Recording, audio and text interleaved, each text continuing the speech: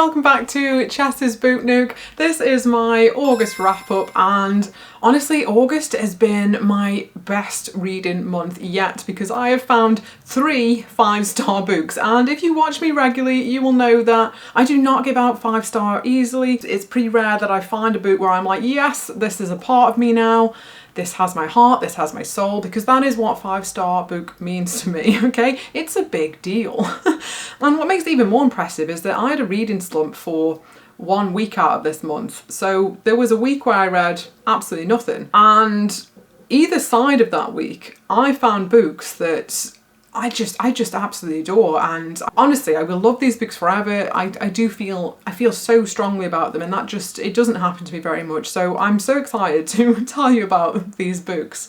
Okay, in total I read 8 books this month, and I'm going to go through them just in the order that I read them, so let's get started. Oh, I should say that I always put timestamps in my videos, so if you do want to skip to a particular part, then they are all there. Anyway, yeah, so let's get started. The first book that I read in August was Bloodlust and Secret Whispers by Helen G. Huntley. This is a book by an indie author, and I was very lucky to be able to read an ARC of this, an advanced reader copy. I really enjoyed this book, and I hadn't read anything by the author before. I didn't really know what to expect, but yeah, really enjoyed it. It was a really cool blend of gothic horror and dark fantasy. So the story centres around the town of Bran, which is being plagued by these monster attacks, and no one knows exactly what the monster is. All they know is they keep finding bodies that have been absolutely torn to shreds, and that no human attacker could have done. Like, it looks more in line with an incredibly savage animal. Now, we the reader find out fairly quickly who is carrying out the attacks, which, to be honest, I didn't expect. I wasn't sure that we'd find out quite so quickly, but we did. We found out pretty early on. I just loved how moody and folkloric the book was overall. It didn't have that mystery of who's doing it, although the townspeople were trying to figure that out, because like I say, we knew.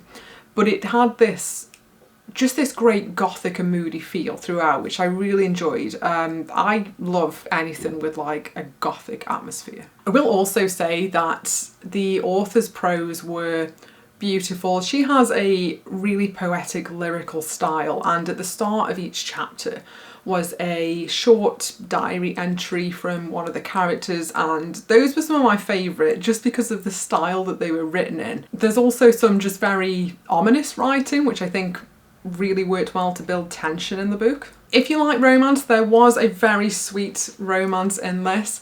However, I will say it was a little insta-lovey. It came a little out of nowhere, but I did still enjoy their dynamic and their relationship. And yeah, it was a sweet romance, so it was a nice change from, you know, all of the toxic romances that we tend to see. My main critique of it would be the magic system. I felt like the magic system was like too soft and underdeveloped. I didn't really know what was happening with it all the time. Like, something would happen, and I don't want to give any spoilers, so I'm just going to say there would be some form of transformation or something like that, and I would think, oh, okay, that kind of came from nowhere, and we didn't get an explanation of why that happened or what that meant. I will say that I'm someone who genuinely prefers kind of harder magic systems, so this could be a personal preference thing, and not everyone would probably have that issue with this book. Overall, it was a great start to my month. I did really enjoy it, and I think if you're looking for a gothic horror fantasy with a little bit of romance in it and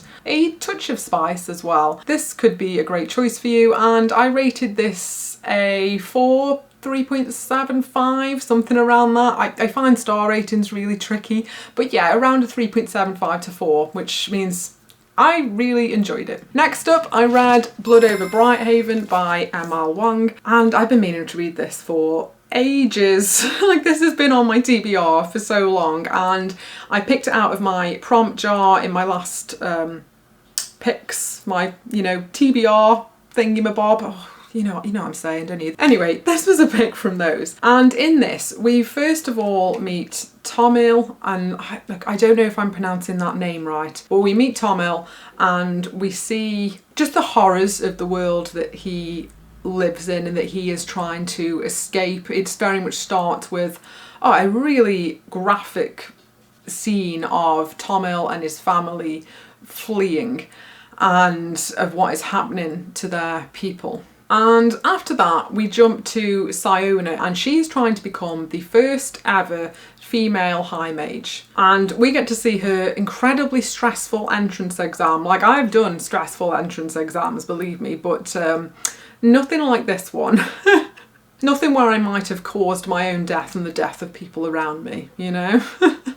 Like, my bad algebra wasn't going to do that, but, you know, there's a real probability of it in this entrance exam. There's some very strong political themes woven throughout this book and some very strong feminist critiques in this book, and it starts straight away. She's been asked stuff that the male mages are not. She's been asked to prove herself above that, and when she does get accepted, by the way, I'm not spoiling anything, this is all, it's literally on the blurb that she's accepted, okay? So she's accepted, she becomes a mage, and the first thing they do, instead of giving her a normal assistant like all of the other male mages get, they give her the janitor. You know, they're mocking her, and they're also mocking the janitor, who is a really great guy who, of course, these people see as very much as beneath them. I think the characters in this were so brilliant as well. I think Siona was kind of an unusual female protagonist. She was unlikable at times, she was quite egotistical, but she had a reason to be, because like she was absolutely brilliant and constantly underestimated. And I think it does critique the way that we think about women who are very self-assured and very confident, and how we are perhaps more likely to label those women as egotistical and less likely to like them. I want to touch on the magic system in this because I think it's one of the best, if not the best, magic systems that I've ever read. I don't know how Wang came up with it. What a fantastic mind she must have to have come up with this magic system, because wow. Again, no spoilers, but there is a reveal in this about the magic system which I just found to be absolutely brilliant, jaw-dropping. When I save my 5 stars, it is for books like this. This is one of the best fantasy books that I've read. I absolutely loved it, and it had so many themes. It's a very political book. It's definitely a political fantasy. If I was gonna have a critique of it, it is that it does it with a heavy hand. It's perhaps a little in your face, although, you know, some people might need that, frankly. I felt like I didn't need to be hit over the head with it. You know what, my only other complaint was I would have had this be longer. So I think for everything that this book achieves and was trying to achieve, I think it could have been longer. There is so much packed into it, and it's quite rare that I say that about a book, but I think this would have done really well to be longer. And it's, you know, it's a standalone book, but I think this could be turned into duology, and I kind of hope that she does turn into duology, and I would love to continue following some of the characters in this book and seeing what happens.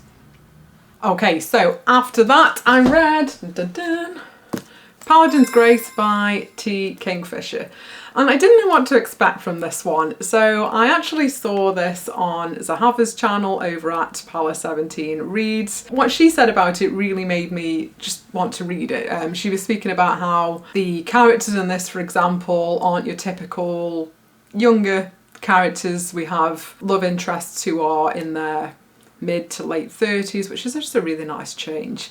And yeah, just the way that she described this book made me want to pick it up, so I did. And yeah, I really enjoyed it. I'm so glad I picked this up. I would say that this is a romantasy with a difference. It's also a maybe cozy fantasy, could be the best overall fit for this, but it also has some horror elements in it that are not so cozy. So plot-wise, we are following Stephen, who is a paladin, but he's a broken paladin. He is a paladin whose god has died. And we also follow Grace, who is our master perfumer. And she is in her, I think, early to mid-30s. I can't remember her exact age now. And they have a very unusual meet-cute. It's unusual. And kind of funny too. The two of them form a relationship, and they join together to defeat a political conspiracy.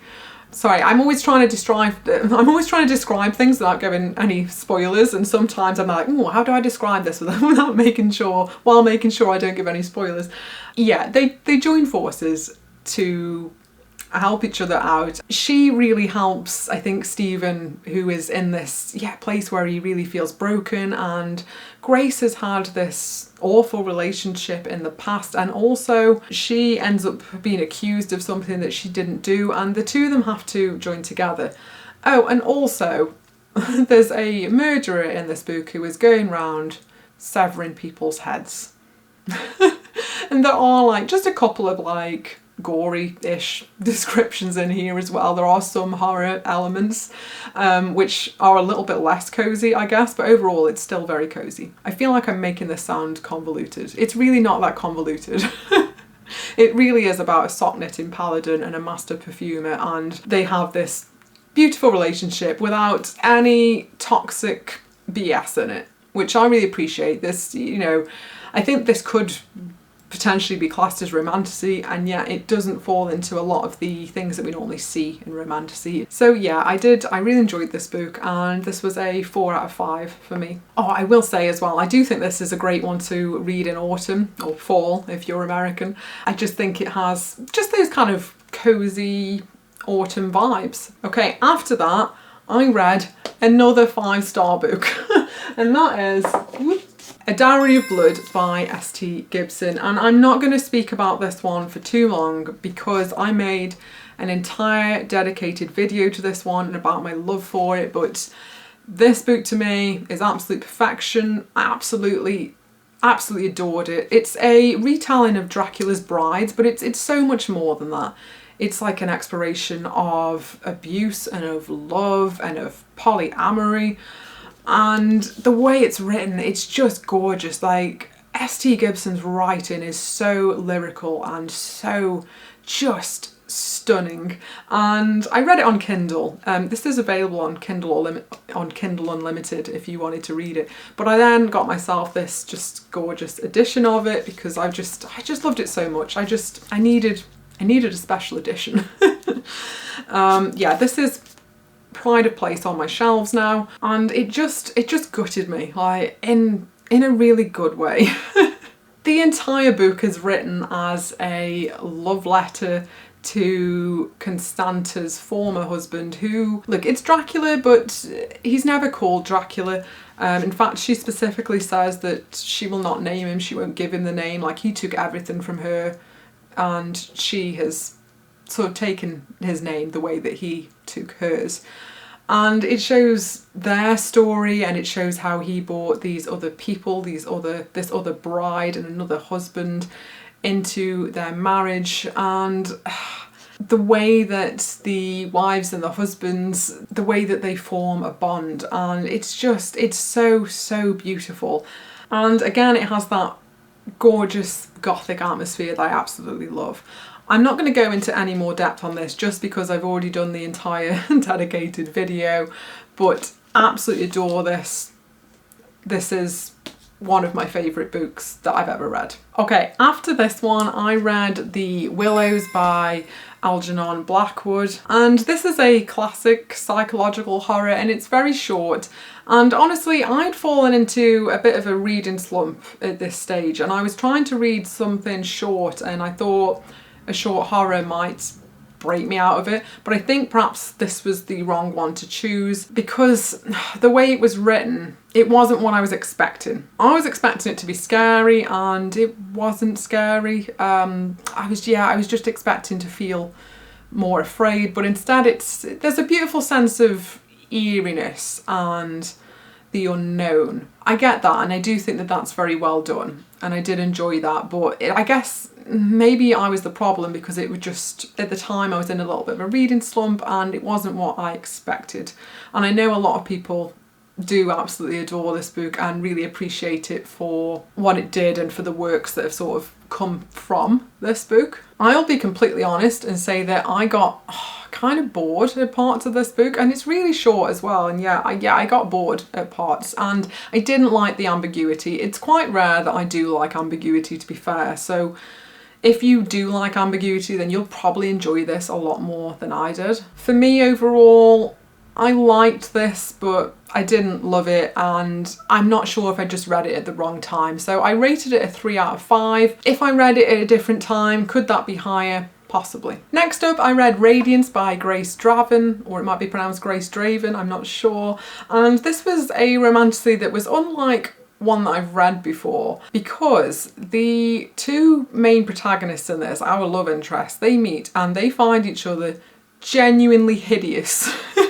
Like, it's not just that they're not attracted to each other, they are repulsed by each other. And I've not read anything before where the two love interests start the book and are physically repulsed by each other. And I was really interested in this book for this reason, just because it is a bit overdone where two very beautiful people see each other for the first time and are instantly struck by each other's beauty. It's a bit tired, it's a bit old. So two people being repulsed by each other but developing a beautiful friendship and eventually falling in love, that's a bit different. I really enjoyed it, and I think it also had a really nicely written plot. It was well written, it was well paced, yeah, just great all round. So a little bit more on the plot. We start off with a political alliance marriage, or a marriage of convenience, if you like. So it's been predetermined that our protagonists will get married for the sake of their countries, and we have a human woman and a non-human love interest. Now, he does look nearly human, but not quite. He has grey skin and very large, scary teeth, and not in the way of like how a vampire has fangs. Like, his teeth are described as like these hideous, giant, teeth. Whereas he sees human teeth as looking like horses. And their eyes are just like completely yellow light. So he's kind of scared of human eyes and finds them very weird because of the way that we have irises and the way our pupils dilate, and he thinks that our eyes are kind of creepy, and their race as a whole kind of finds human eyes terrifying. So they know where each other are from before they meet, but they don't know what each other look like, and they are repulsed by each other, but they're also very cordial with each other, and it's really about how they start overcoming their challenges together and the way that their relationship develops.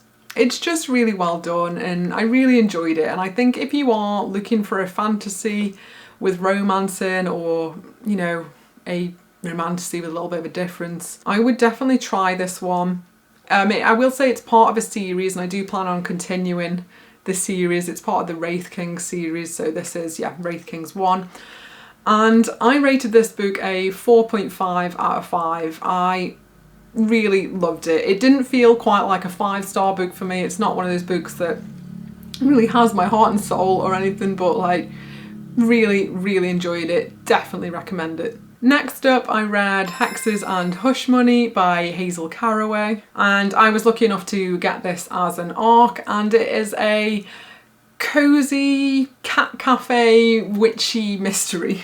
Really perfect for, spooky season and coming up to Halloween, and great for if you want to just, I think, curl up with a hot chocolate and read like a cosy fantasy book. It's also only around 150 pages, so it is one of those books that you can just curl up with and read in one sitting. I will say though, this isn't one of those no plot just vibes book. There is a proper plot in this, which I did appreciate. Everything did nicely tie together and it was nicely written. I did find that the plot and characters did lack some depth though, so it was kind of hard for me to be fully invested with the characters or the mystery, but I still did have a really good time with this book. I found the writing style very immersive, which I appreciated. If anything, I wanted a bit more of the cat cafe. I didn't feel like we quite got enough of it. Like, I actually wanted more. Normally in these books I'm begging for there to be a plot, but this time I did actually want to just spend a little bit more time in this cozy atmosphere and to just really,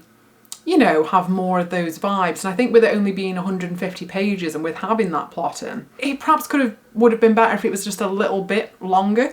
But I will say, I really enjoyed this book for what it is, which is, yeah, a cosy, fun cat cafe mystery, which could do with more of the cat cafe. And I liked the characters, even though they weren't completely fleshed out. I liked them, and yeah, I very much enjoyed it for what it was. So I would recommend it as just a nice, cosy autumnal read, and I rated it 3.5 out of 5 stars. Finally, this month I read The Everlasting by Alix E. Harrow, which again I was fortunate enough to read as an ARC. This book is coming out on the 28th of October this year, and oh my gosh, pick it up. This book is an absolute masterpiece. Like, genuinely, I absolutely adored this book, and again, I can't believe that I've got 3 books in this month that I loved this much, but oh, this one, it was just amazing. I'm going to do a full dedicated review on this one because it really deserves it, but I'm also going to go through it a little bit here because I'm not going to shut up about it, okay? Like, I just loved it. It was another one of those genre-defying books. I would say if I had to sum it up, it would be it's a political fantasy, but there is more to it than that. Plot-wise, how to describe the plot, because it is complex. We have an historian called Owen, who was also a soldier, and he is completely obsessed by the legend of Sir Una Everlasting, who is a lady knight, even though she's called Sir, who lived 1,000 years prior and had just a really big impact on Dominion, which is the country that Owen lives in. However, it's also got a big sci-fi element in it, which is time loops. And look, time loops can actually really annoy me because I don't like to have the same bit repeated, and it didn't feel like that at all. It was done absolutely brilliantly. Owen is trying to write Sir Una's story, and the book really shows us about what can happen when history is rewritten and how history isn't neutral and that it's written to serve someone. And in this case, history is being rewritten as propaganda in service to the Empire. And there's a great villain of this book as well. And she's a very scary villain because she's someone that we absolutely have and have seen in real life. She's someone who justifies their actions, justifies their oppression through things like duty and the greater good and for the country. And I think it makes her scarier than if she was some Dark Lord. Not that I don't like those type of villains in fantasies, because I absolutely do, but I don't think there's anything scarier than a human who can do the most vile and oppressive acts and then be able to justify them by saying it's for the greater good. And that is the kind of villain that we have here. There are some really biting political critiques woven throughout this, but they are not like, you don't get smacked around the head with them or anything like that.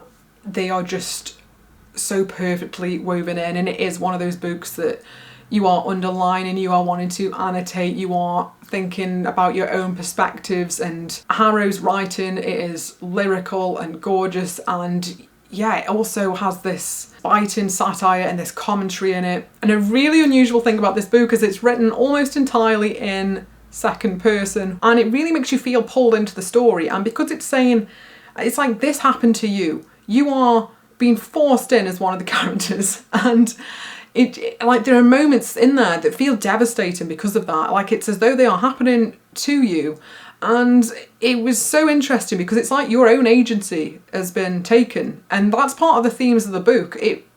It was just brilliantly done. Okay, I'm sorry if the frame has just completely changed. My memory card just got full, which meant I had to spend a while offloading everything onto my computer, which took a while. So it's actually 2 hours later and I can't remember what I was saying.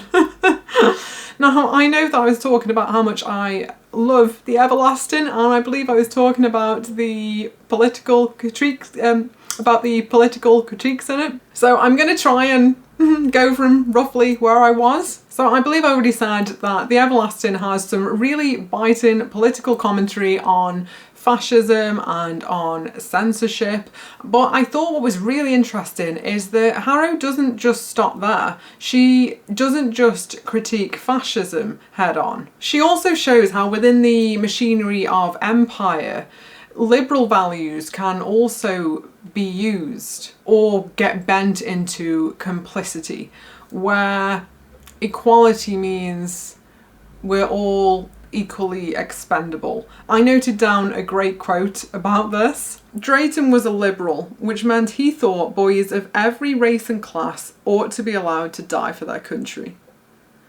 I thought that was such a striking quote and just such great commentary.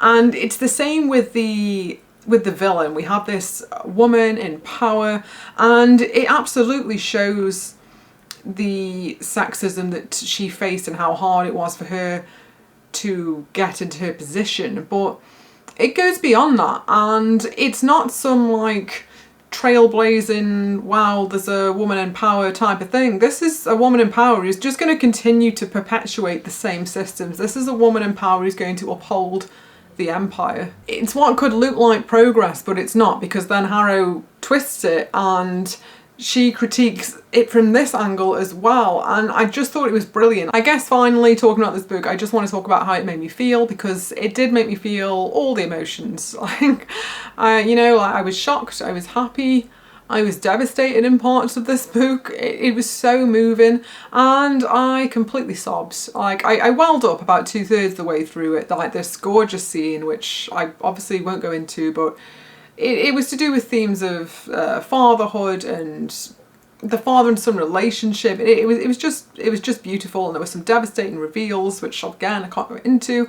And the ending of the book, it just made me sob. I couldn't think straight for a while after I read this book, and I haven't been able to stop thinking about this book. It's just brilliant. Like, put it on your TBR. Put it on your TBR right now. It's so good.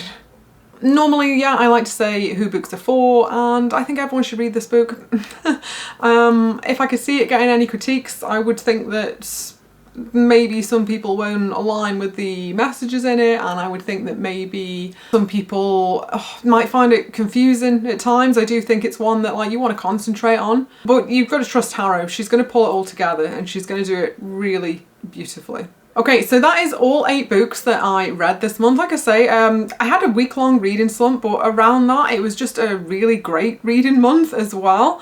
And I found 3 new favourite books, 2 of which I've got the physical copies of, and one of which I'm going to get a physical copy of The Everlasting, because I'm definitely going to be rereading that and annotating it. And I'm currently in the middle of a few books, and oh, I didn't mention the one I DNF'd either. So the ones that I'm in the middle of currently, there's one also by Alix E. Harrow, which is The 10,000 Doors of January. So I'm in the middle of this one at the moment, so that will be in next month's wrap up. I'm also currently in the middle of Sangu Mandana's book, A Witch's Guide to Magical Innkeeping, and also another one of S.T. Gibson's book, which is Evocation. Now, I'm one of those maniacs who reads multiple books at once, so I'm partway through all of these books, and they're going to be in next month's wrap up. I did end up DNFing a book this month as well, and unfortunately that was The Night and the Moth by Rachel Gillig. And I know, because I loved One Dark Window and Two Twisted Crowns, absolutely loved them. Like, I would love special editions of those books.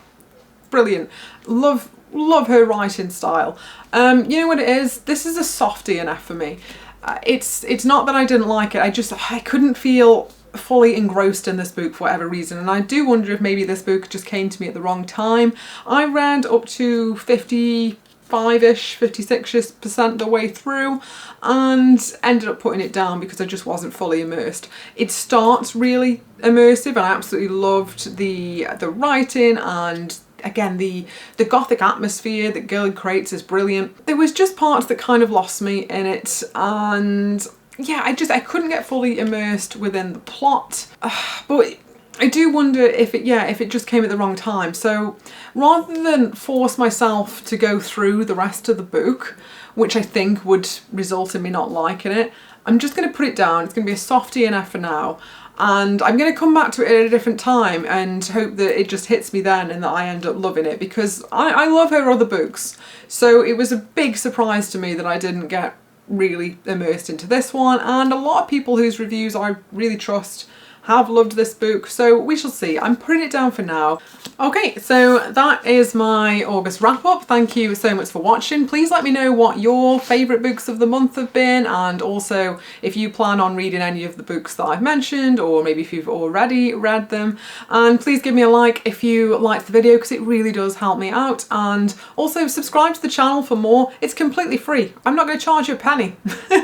But it does really help me out, and of course I would love to have you around and for you to be part of this like Booknook community that we are creating. Thank you for watching, and I will see you soon. Take care, bye!